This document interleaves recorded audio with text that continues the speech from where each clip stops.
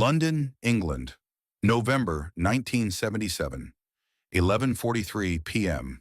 Freddie Mercury stood outside a modest Victorian terrace house in Hampstead, his heart pounding in a way that stadium crowds of 80,000 never made it pound.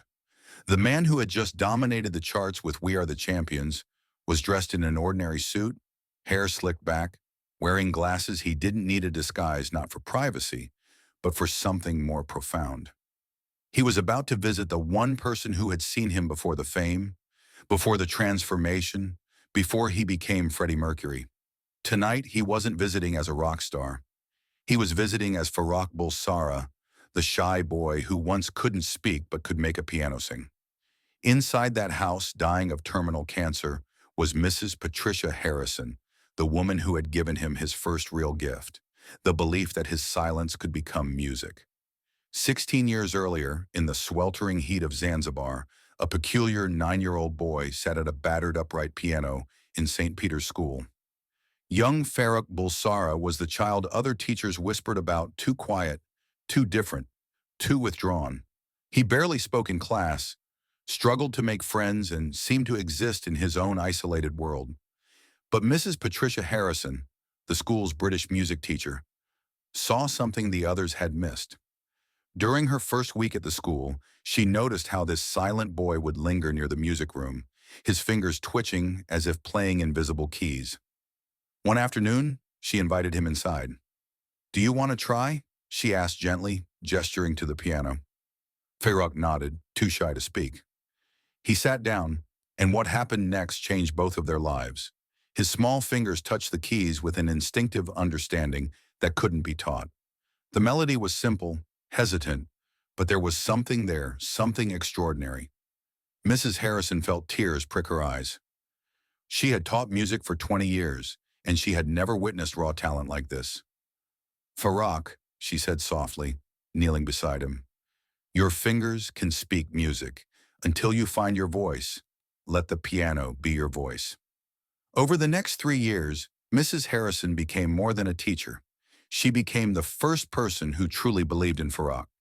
While other educators dismissed him as average, she stayed after school hours teaching him Chopin, Mozart, and Bach.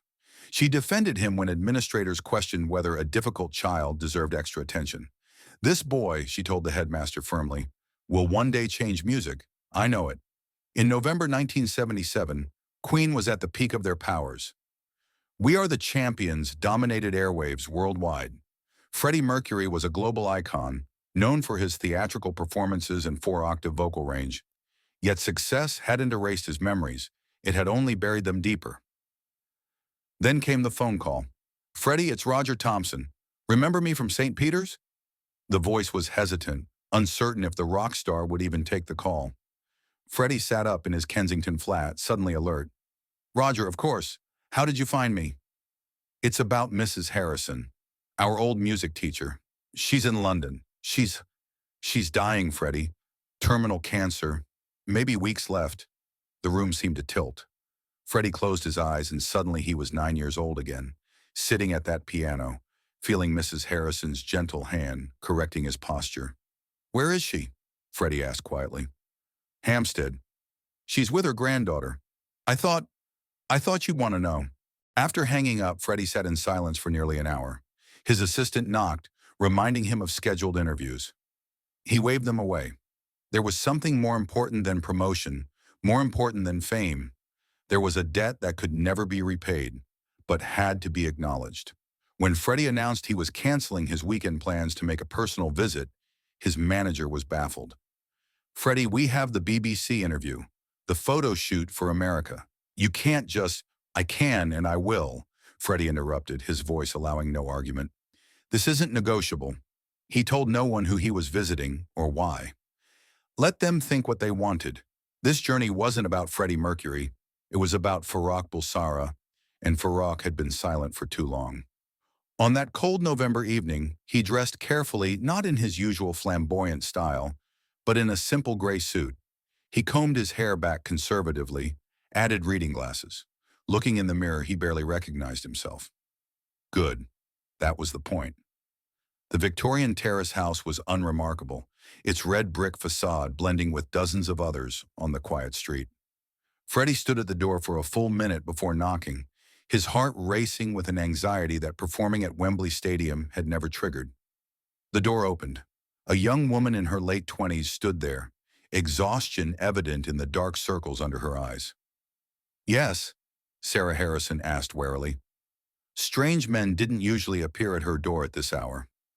"Good evening. I apologize for the late visit. My name is Farrak. I was a student of Mrs. Harrison's many years ago in Zanzibar. I heard she was unwell, and I needed to see her." Something in his voice, the sincerity, the obvious emotion, made Sarah step back and open the door wider. "She's not well," Sarah warned as she led him through the narrow hallway. "The cancer is advanced. Her memory comes and goes. She might not remember you." "I understand," Freddie said softly. "I just need her to know that I never forgot." The living room was small but warm, filled with books and photographs. Near the window, in a wheelchair positioned to catch what remained of the evening light, sat Mrs. Patricia Harrison. The years had reduced her, the tall, commanding presence Freddie remembered had become frail, almost translucent. But her eyes, though dimmed, still held that intelligent spark. Freddie approached slowly and knelt beside her wheelchair, placing himself at her eye level. "Mrs. Harrison, it's Farrak Bulsara, from St. Peter's School. Do you remember me?" The old woman's gaze drifted over his face, searching but not finding. Her voice, when it came, was barely a whisper. "Farrak, I taught so many children, so many faces. They all blur together now." The words hit harder than Freddie expected. He had imagined this reunion countless ways, but never like this, never with her not remembering the boy whose life she had transformed. "That's all right," he managed, his throat tight. "I just wanted you to know that I never forgot you. Everything I became, it started with you." Sarah watched from the corner, puzzled. This man's intensity was unusual. Who was he really? Freddie's eyes fell on the upright piano in the corner, old, slightly out of tune, but clearly maintained with care. "May I?" he asked, gesturing to the instrument. Sarah nodded. "Gran always loved music. Perhaps it will comfort her." Freddie sat at the piano bench, and the moment his fingers touched the keys, something shifted inside him. Time collapsed. He was 9 years old and 31 simultaneously. The muscle memory was instant, perfect. He began with Chopin's Nocturne in E-flat major, the first complex piece Mrs. Harrison had taught him. His fingers moved with the precision she had drilled into him, not just the notes Farrak, the emotion. Music without emotion is just noise. As he played, the room seemed to hold its breath. Sarah's hand covered her mouth, tears streaming down her face, though she didn't understand why. The music was heartbreakingly beautiful, filled with a longing that transcended language. When the Chopin faded, Freddie transitioned seamlessly into something more contemporary. "Love of My Life," the Queen ballad he had written just months earlier. The song was achingly personal, and as he sang the lyrics softly, barely above a whisper, he thought about all the people he had loved and lost, all the moments that had shaped him. But mostly he thought about the woman behind him, the one who had given a frightened, silent boy permission to speak through music. The final notes hung in the air like a prayer. The room was utterly silent except for the soft ticking of a mantel clock. Freddie's hands remained on the keys, unable to move, unwilling to break the spell. Then from behind him, a voice stronger than before, clearer. "That was extraordinary." Freddie turned. Mrs. Harrison's eyes were open, truly open, and focused on him with an intensity that hadn't been there moments before. "You play like—" She paused, struggling. "Like someone I once knew, a boy. Such talented hands. He could make the piano cry." Freddie stood and returned to her side, kneeling again. His voice was thick with emotion. "Mrs. Harrison, I am that boy. It's me, Farrak." The old woman's trembling hand reached out, touching his face gently, as if confirming he was real. Her eyes widened slightly, and for just a moment, a precious, fleeting moment, the fog lifted. "Farrak," she whispered, "my brilliant boy, you kept playing." "I never stopped," Freddie said, tears now flowing freely, "because you told me I could speak through music. You were right. You were right about everything." Mrs. Harrison's eyes glistened. Did you, did you do well? Were you happy with your music? Freddie took her fragile hand in both of his. I became happier than I ever thought possible. And it all started in that room in Zanzibar, with you showing a scared little boy that silence didn't mean he had nothing to say. A peaceful smile crossed the old woman's face. I always knew. Even when the others didn't see it, I knew you were special. You made me special, Freddie corrected gently. You gave me permission to be myself. They sat in silence, hands clasped, two souls connected across decades by the universal language they both understood. Sarah watched, her hand pressed to her heart, witnessing something sacred that she couldn't fully comprehend but would never forget. After several minutes, Mrs. Harrison's eyes began to drift closed, exhaustion reclaiming her. But before sleep took her, she squeezed Freddie's hand weakly. Play more, Farouk. Always play more. I promise, he whispered. As Mrs. Harrison dozed peacefully, Freddie stood slowly, his knees stiff from kneeling.